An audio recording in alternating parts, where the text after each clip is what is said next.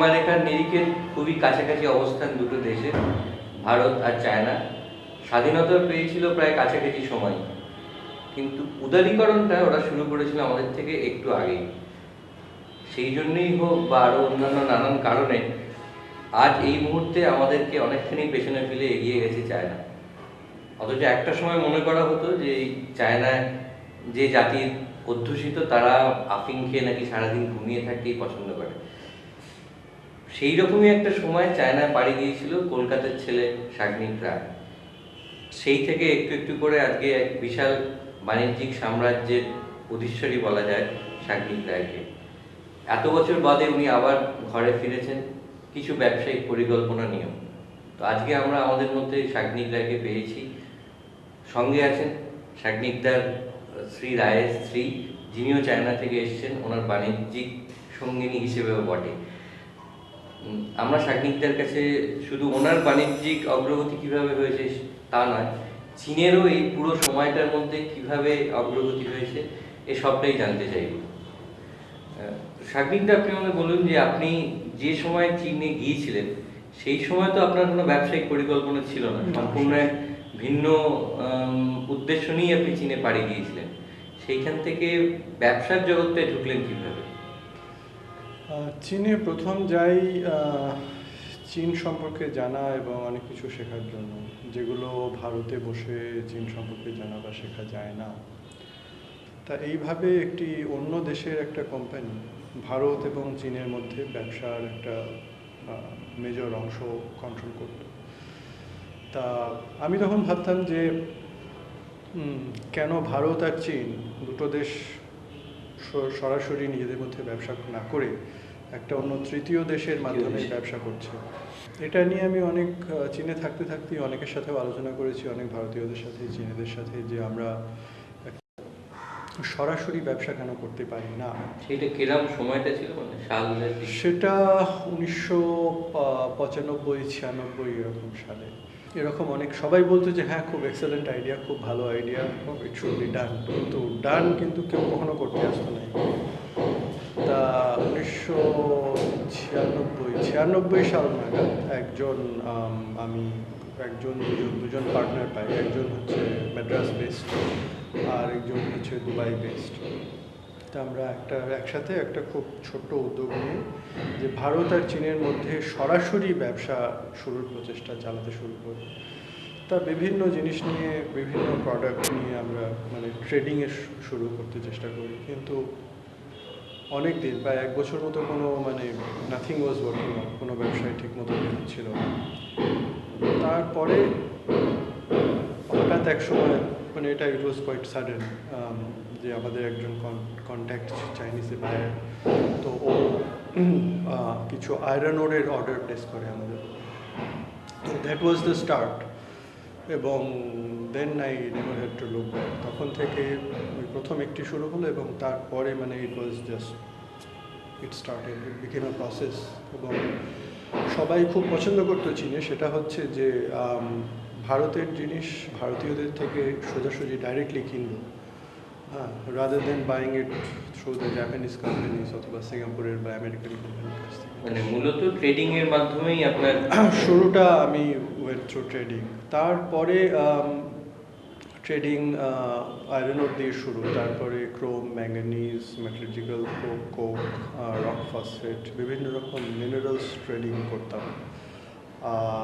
Trading করতে করতে then we thought of getting into manufacturing also.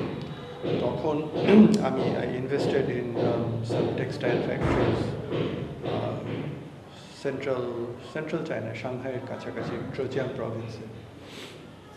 তারপরে আমরা আরও ডাইভার্সিফাই করে টায়ার ইন্ডাস্ট্রিতে, অটোমোবাইল টায়ার্স, তারপরে শেনচেন দক্ষিণ সাউথ চায়নায় কোয়াংতুং প্রভিন্সে কম্পিউটার হার্ডওয়্যার, তারপরে বিভিন্ন ইলেকট্রনিক প্রোডাকশন এবং কন্ট্রাক্ট ম্যানুফ্যাকচারিং করে আমরা বিভিন্ন দেশে বিক্রি করতে শুরু করি। তা আমার এখানে আসার এবারে প্রধান উদ্দেশ্যটাই হচ্ছে শেষ কম্পিউটার পার্টসের হার্ডওয়্যারের ব্যবসায়ীর জন্য। এই যে ধরুন আপনি ট্রেডিং থেকে শুরু করে ম্যানুফ্যাকচারিং, তারপর ম্যানুফ্যাকচারিং মার্কেটিং, এই যে over a period of time, এর মধ্যে আগে কখনো ইন্ডিয়াতে ফেরার কোনো একটা বাসনা কি কোনো আগ্রহ বা কোনো চেষ্টা এরকম কিছু করেননি কখনো? ইন্ডিয়াতে ফেরার চেষ্টা 2001 সালে একবার আমরা চেষ্টা করেছিলাম, কিন্তু সেভাবে খুব একটা সেরকম কিছু ফলপ্রসূ হয়নি। কারণ ভারত সম্পর্কে যদিও আমার রুটস আর ইন ইন্ডিয়া এখানে এবং বিশেষত পশ্চিমবঙ্গে, কিন্তু এত বেশি দিন বাইরে থাকার জন্য এই দেশের সম্পর্কে নানা রকম ইনফরমেশনও কমে গেছে তুলনামূলকভাবে।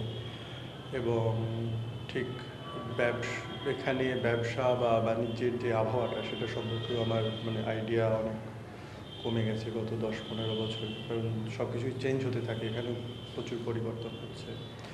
আমাদের আসার প্রধান একটা কারণ হচ্ছে যে আমাদের যে লোকাল পার্টনার জিবিসি লিমিটেড। এটা তো শুনলাম ধরুন আপনার যে বাণিজ্যিক সাফল্যের উত্থান কাহিনী, বা আপনি এত বছর বাদে যখন আবার নতুন করে দেশে ফিরতে চাইছেন জিবিসির হাত ধরে, সেই কাহিনী 95-96 সালে ব্যবসা শুরু করার আগেও কিন্তু আপনি চায়নায় থাকা শুরু করে দিয়েছেন, এবং সেটাও একটা বেশ লম্বা ইতিহাস। তো সেই সময়টা মানে আপনি ঠিক যে মুহূর্তে চায়নায় ঢুকলেন তখন চায়নাটা কেরাম ছিল, এবং তারপর ওভার দিস পিরিয়ড কীভাবে চায়নাটাকে গ্রো করতে দেখলেন সেইটা যদি একটু বলেন। স্ট্যাটিস্টিক্যালি দেখতে গেলে 1990 সালে চীন ভারতের ব্যবসা ছিল $260 মিলিয়ন। 2005 সালে চীন ভারতের টোটাল ইম্পোর্ট এবং এক্সপোর্ট ছিল $17 বিলিয়ন কিছু ওপরে। তো এই দুটো ফিগারই ইট শোজ যে কতটা ডেভেলপ করেছে। ইটস নট 100%, এ ফিউ 1000% বোধ হয়। আর চীনের পরিবর্তন বলতে আমরা যখন চীনে যাই তখন আর এখনকার চীনে বহু তফাৎ। এবং চীনেদের ভারত সম্পর্কেও যে ধারণা ছিল আগে এবং এখন তার মধ্যে অনেক পরিবর্তন ঘটেছে। তা জাস্ট আমি দুটো উদাহরণ দিচ্ছি, তা থেকে বোঝা যাবে। যেরকম আগে চীনে প্রথম দিকে যখন আমরা চীনে যাই তখন লোকে সবাই জিজ্ঞেস করতো যে ভারতের রাস্তায় এত গরু কেন, রাস্তায় গরু ঘোরাঘুরি করে, গাড়ি চালাতে অসুবিধা হয় না? হ্যাঁ, এখন সবাই ভারতীয় শুনলে প্রথমে বলে যে ভারতের সফটওয়্যার খুব ডেভেলপড, আইটি খুব ডেভেলপড। একটা কথা বলে যে ইন্দুর রাজ্যেন হাতি হ্যাঁ, যার মানে হচ্ছে যে ভারত সফটওয়্যার ইন্ডাস্ট্রিতে নাম্বার 1। তা এটা হচ্ছে তফাৎ। যেখানে আগে লোকেরা ভারতের গরু নিয়ে কথা বলতো, এখন সেখানে ভারতের সফটওয়্যার নিয়ে কথা বলে। তো দিস ইজ এ চেঞ্জ, আস্তে আস্তে হয়েছে। সে বিভিন্ন কারণেই এখন এটাও ভারতে অনেক ডেভেলপমেন্ট হয়েছে। চায়নায় অগ্রগতিতে যে হয়েছে সেটা মোটামুটি এখন সবাই স্বীকার করে, অনস্বীকার। কিন্তু সেইটা কিভাবে হলো সেইটা স্টিল এ মিথ। মানে কেউ বলে যে প্রচণ্ড চিপ লেবার, সেইটা একটা কারণ। কেউ কেউ আবার বলে যে যেহেতু সেখানে একটা একদলীয় শাসনতন্ত্র ছিল ফলে কিছুটা সুবিধে পেয়েছে, যে একটা দলই যা বলছে সেটাই হয়েছে। আরও এরকম 1, 2, 3, 4 করে বেশ 5-6টা কারণ দেখানো যায়। আপনি যেহেতু থেকে সম্যক একটা অভিজ্ঞতা পেয়েছেন, আপনার কি মনে হয়েছে? চীনের উন্নতির পেছনে কোনো একটা বা দুটো কারণ নেই, এবং কোনো একটা কুইক ফিক্স ফর্মুলাও নেই যাতে হঠাৎ দেশটা ডেভেলপ করেছে। বিভিন্ন কারণ এবং বিভিন্ন সিচুয়েশনের একটা সাম টোটাল ওর ডেভেলপমেন্ট। তার মধ্যে এখন single party democracy one of them. 2 হচ্ছে যে ডেভেলপমেন্টের পেছনে চীনের যে মার্কেট ইকোনমির দিকে পুরোপুরি ঝুঁকেছে। সমস্ত ডেভেলপমেন্টটা ওরা মার্কেট ফোর্সেসের উপর ছেড়ে দিয়েছে, তার একটা বড় রোল আছে। এবং সরকারের একটা খুব বড় রোল আছে। এই যে একটা সময় যে দেশটাকে সমাজতান্ত্রিক দেশ হিসেবে পরিচিত ছিল, সেই দেশটাকেই যখন সবাই বাজার অর্থনীতির একটা উজ্জ্বল উদাহরণ হিসেবে তুলে ধরে, সেই ব্যাপারটার মধ্যে কি কোনো দ্বন্দ্ব আছে না? সেই দ্বন্দ্বটাকে কাটিয়ে ওরা খুব মানে ওই ট্রানজিশনটা খুব স্মুথলি হয়েছে, বা এখনো যখন ওরা এইরকম একটা বাজার অর্থনীতি করে হাঁটছে, তখন মানে সমাজতান্ত্রিক ধ্যান ধারণার থেকে কোনো রকমের বিরোধিতা বা কোনো রকমের হার্ডলস আসছে কিনা? আম, ব্যক্তিগতভাবে আমি সমাজতন্ত্র আর মার্কেট ইকোনমির মধ্যে কোনো দ্বন্দ্ব দেখি না।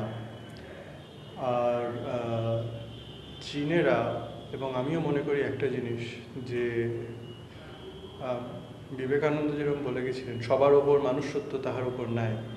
ওখানেও প্যারামিটার অফ ডেভেলপমেন্ট হচ্ছে যে মানুষ কিভাবে ভালো থাকে, আরও মানে এখন যেরকম আছে তার থেকেও কী করে ভালো থাকে ডেভেলপমেন্ট। আমি যেরকম আছি, আমার ছেলেমেয়েরা কীভাবে আরও ভালো থাকতে পারে, হ্যাঁ, সেটাই হচ্ছে criteria. Ism is not the criteria. Basic criteria হচ্ছে হাউ টু ডেভেলপ একটা মানে টোটাল মাসের upliftment of the living conditions of the মাসেস, সেইভাবে ওরা এগোচ্ছে। বাকি মিলিটারি বা অল অ্যালাইড থিংস, সেগুলো those are not the important criteria. এখন এই যে নতুন পথে চীন হাঁটতে শুরু করেছে, সেইটা করতে গিয়ে যেটা আমাদের দেশে অনেক সময় একটা সমস্যা হয় যে কর্মী ছাঁটাই, রিট্রেঞ্চমেন্ট, এই সমস্যাটাকে চায়না কিভাবে ট্যাকেল করেছে বা অ্যাড্রেস করেছে?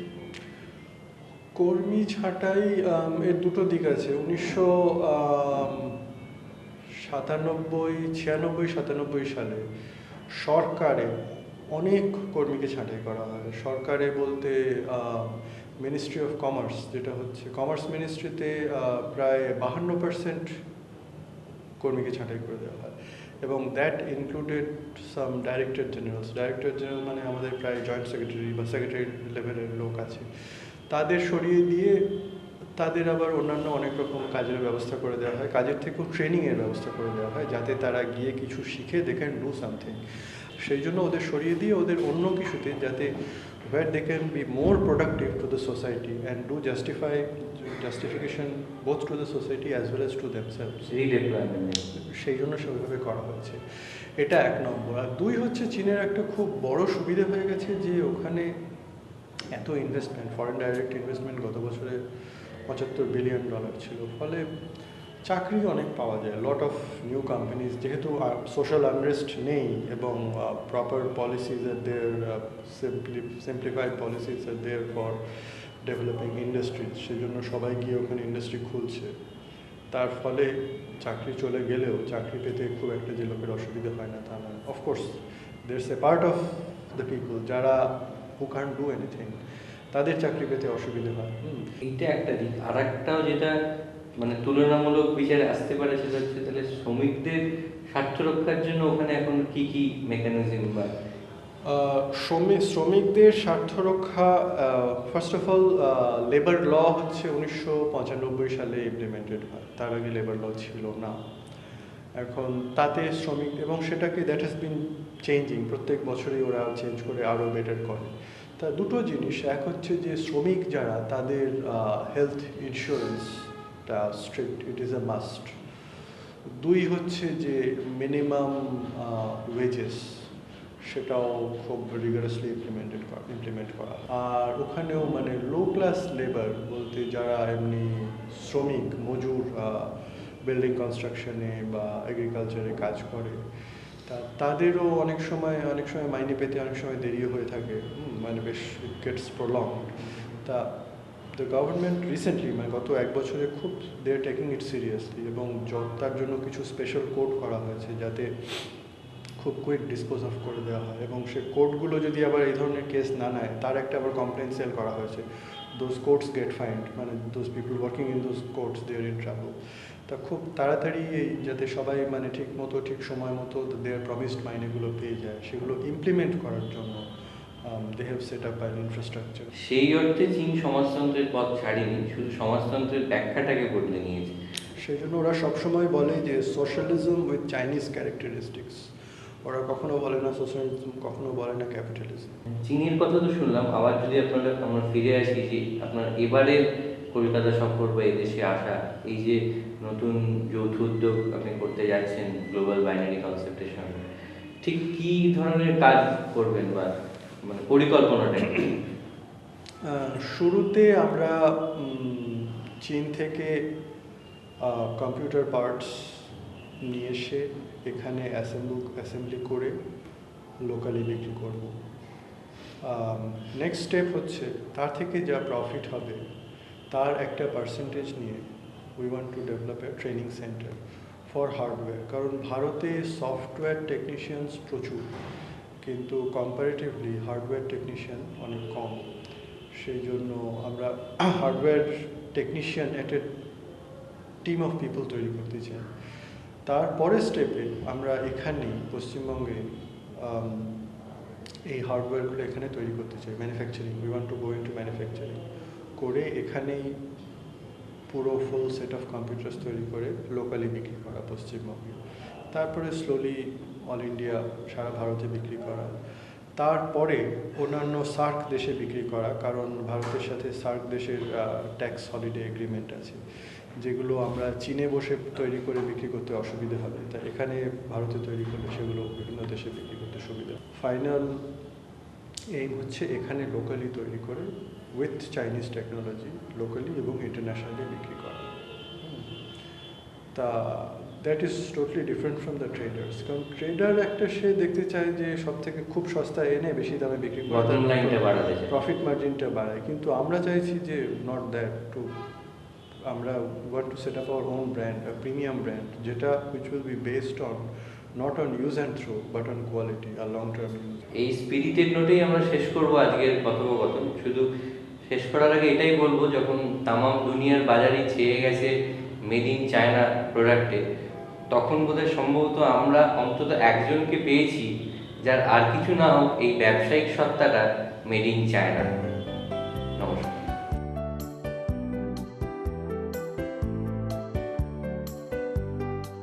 Today I am delighted to represent TXYCO Ltd, China, and attend this a long-term and wide-ranging agreement with GBC Ltd in Kolkata, the city where I had spent a couple of years of my early childhood.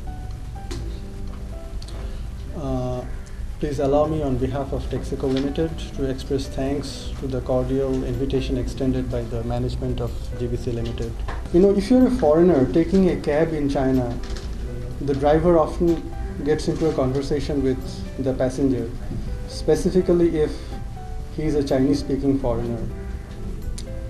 Now, in the early 80s, when I told them that I was from India, they would often ask me, why do you have so many cows loose on the streets? But now they say, Intu Ruanjian Han Li Hai, which means India is very strong in computer industry, software industry. They don't ask about Indian cows anymore. They ask about Indian software. That's a change which has happened over the past 15 years. But now all these things have come true. Like the other day I was in front of our embassy, like last week before I came to China. There were like 30 people waiting outside in the queue. So that shows the kind of relations. For the past 20 years, the typical multinationals business model has been based on arbitrage between low-cost Chinese manufactured goods and Indian services, and the higher prices that the consumers in their home markets have been willing to pay. Now, 2/3 of China's current manufacturing exports are by multinational companies, which together account for like 2/3 of the exports. Like a baseball cap manufactured in China retails for 15 to 20 times its price in US, in West Europe or in Japan. Similarly, a software solution outsourced from India for about, let's say, $10,000 is sold in China by an American company for over 30 times the purchase cost. China's import and export volume totaled $1.4221 trillion in 2005, which shows the tremendous purchasing power as well as manufacturing power of China. This is also looked as a country which is devouring world's raw materials. Like iron ore, China is the largest purchaser of iron ore. Oil prices are going up, which is a lot of the reason is because China is purchasing in a huge quantity. Now, in order to exploit the potentials to its greatest extent, I feel both Indian and Chinese companies should consider themselves as part of a greater commercial team rather than attempting or trying to divide themselves as buyers and sellers. As for us, TXYCO Ltd, we are engaged in 4 areas of business, which includes natural resources, rubber and tire, textile and apparel, and electronics and computer hardware. TXYCO attaches great importance to the developing trade and economic cooperation with India and seek commercial opportunities here, especially in West Bengal, where we have an excellent partner, and the local government also renders strong support to the bilateral cooperation. I believe an increasing number of Chinese enterprises would show special interest in this state, which has all the potentials to become a major center of Sino-Indian commercial relations. Now, Indian companies would have to find their own footholds in China. Similarly, Chinese companies would also have to do the same here. I believe this TXYCO GBC cooperation would be a solid platform that would nourish and develop various commercial opportunities in near future. Finally, I wish TXYCO and GBC initiative success and good wishes to all of you and your families in the new Chinese year. Thank you. আজকের বিষয় হচ্ছে আমরা একটা computer manufacturing setup আমরা করছি।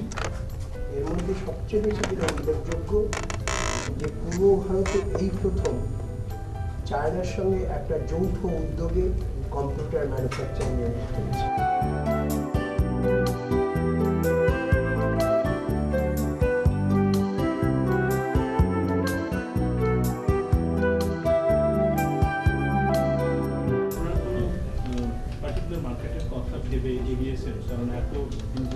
একটা হচ্ছে IT sector, যেমন ধরুন আগামী 2 বছরে কলকাতাতে 3 লক্ষ ছেলে আইটিতে চাকরি পাবে, এটা ন্যাসকমের কিরণ কার্নিক বলছে। আরেকটা হচ্ছে নন আইটি সেক্টর, কিন্তু আজকে নন আইটি সেক্টরে সব কিছু কম্পিউটারাইজড হচ্ছে, accounts, administration, inventory control. Number 3 হচ্ছে আপনার স্টেট গভর্নমেন্টের ই গভর্নেন্স। নাম্বার 4 হচ্ছে পরিষেবা সেক্টর, ধরুন এলআইসি, ব্যাংক, এই ধরনের প্রতিষ্ঠান সার্ভিস সেক্টরে কম্পিউটার দরকার হচ্ছে। এবং 5th হচ্ছে হাউসহোল্ড সেক্টর। এই হাউসহোল্ড সেক্টরটা কিন্তু ভেরি পোটেনশিয়াল সেক্টর। এবং আমাদের আরেকটা পরিকল্পনা রয়েছে, সেটা হচ্ছে আমরা ত্রিপুরাতে একটা আমাদের প্যারালাল সেটআপ আমরা ত্রিপুরায় করব, কারণ ত্রিপুরাতে আজ পর্যন্ত অন্য কেউ যাননি। ফলত যে প্রথম যাবে তার কতগুলো অ্যাডভান্টেজ রয়েছে, যেমন বাটার মতন শু কোম্পানি আছে, অথচ সিলেদারের জুতো বিক্রি হচ্ছে। সুতরাং মার্কেট ইজ হিউজ। এবং আগামী মানে যেদিন টাইপ মেশিন প্রথমে অ্যাবাকাস ছিল, তারপরে আপনার রেমিংটন ব্র্যান্ডের টাইপ মেশিন এলো, তারপর কম্পিউটার এলো। The forms will change but the content will much more developed. This is an ever increasing, ever expanding market. First of all, Asha na hole I wouldn't have come all the way Beijing থেকে এখানে। India China trade 1990 সালে ছিল $260 million. গত বছর মানে 2005 এর শেষে it went up to over $17 billion. এবং there are some predictions যে আর within 2 বছরের মধ্যে China will be India's largest trading partner. We will start is assembling the components here and selling as a brand in the local market. That থেকে the profit we will get, a percentage would be used to set up a training center. এখানে সেটাও in West Bengal. Training center for IT professionals, hardware people, not software people most likely, but that needs to be decided.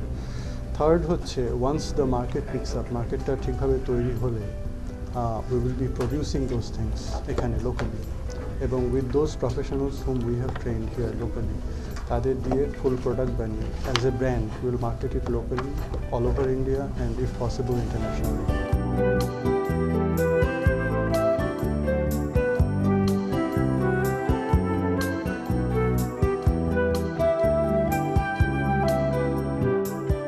因为今天呢是中国的新年的第2天，我作为一个中国人，能够有幸在印度的加尔各答在这里过新年，感到非常的高兴。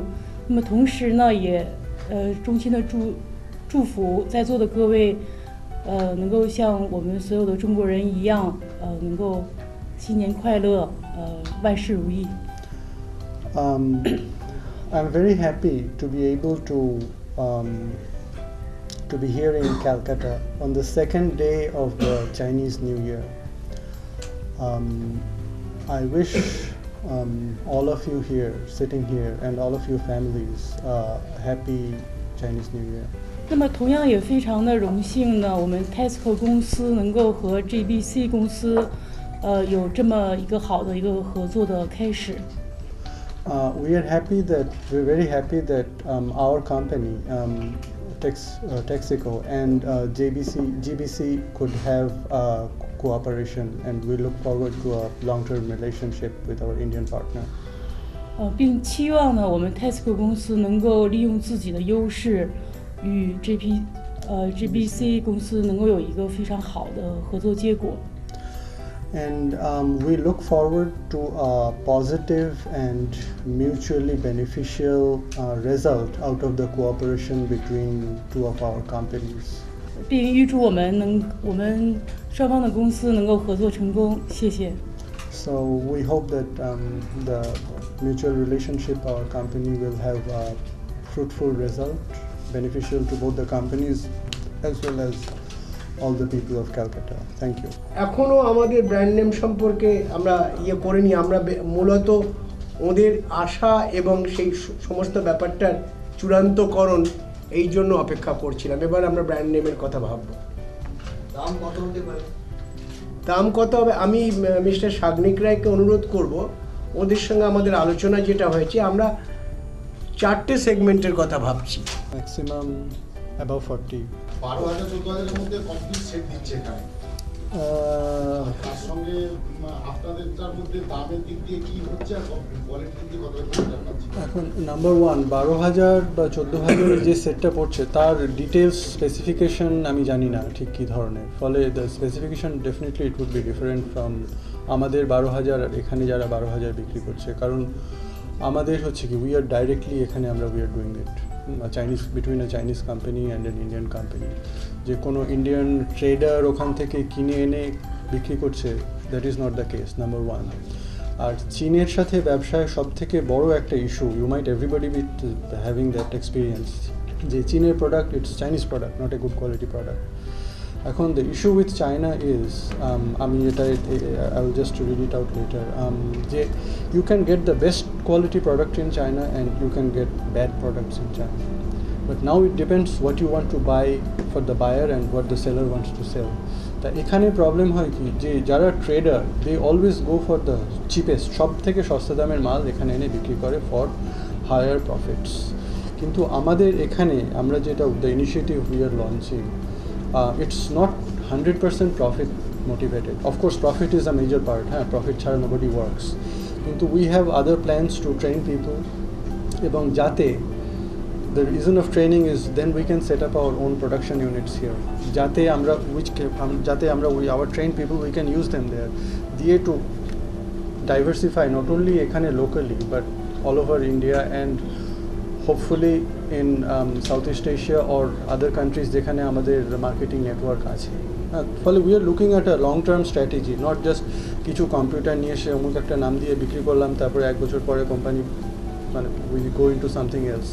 We are looking at something long term, and we have our own brand to protect, which we have in China, and we are also trying to create a brand here in Kolkata, which we would love to protect.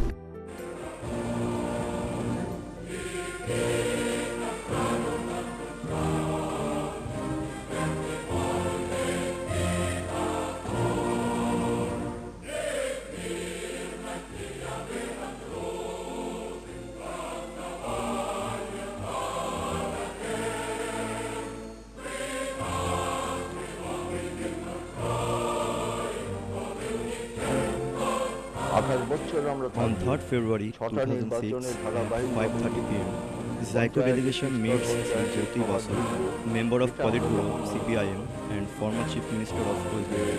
আমাদের অনেক কর্মসূচি আছে, সেটা রূপায়িত করবো সাধারণ মানুষের সাহায্যে। আমরা শুধু রাইটার্স বিল্ডিং থেকে আমরা সরকার। The Chinese delegation appraised Basu that they are going for a joint venture with Kolkata-based Global Binary Concept. This joint venture will manufacture computers and set up a hardware manufacturing unit in the second phase. This is the first joint venture company with China in the Eastern Europe. Like a baseball cap manufactured.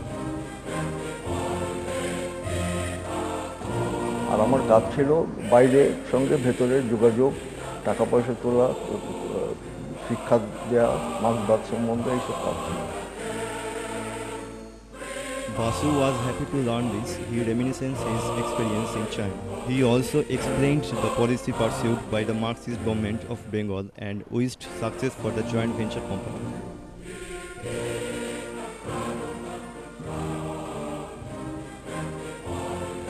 সেখানে আমি যখন গেতাম তখন আমার একটা সেক্রেটারিও ছিল, তো সে মামলা টামলাগুলো দেখতো আর কি।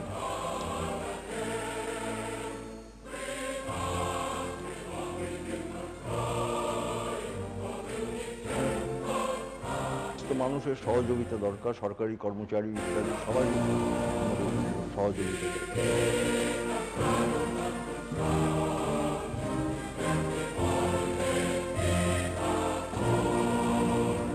28 বছর আমরা থাকবো, 6টা নির্বাচনে ধারাবাহিকভাবে জিতবো, পঞ্চায়েতে 30স্তর পঞ্চায়েতে 6বার জিতবো, এটা আমরা তখন মনে করতে পারি যে আমাদের অনেক কর্মসূচি আছে, সেটা রূপায়িত করব সাধারণ মানুষের সাহায্য।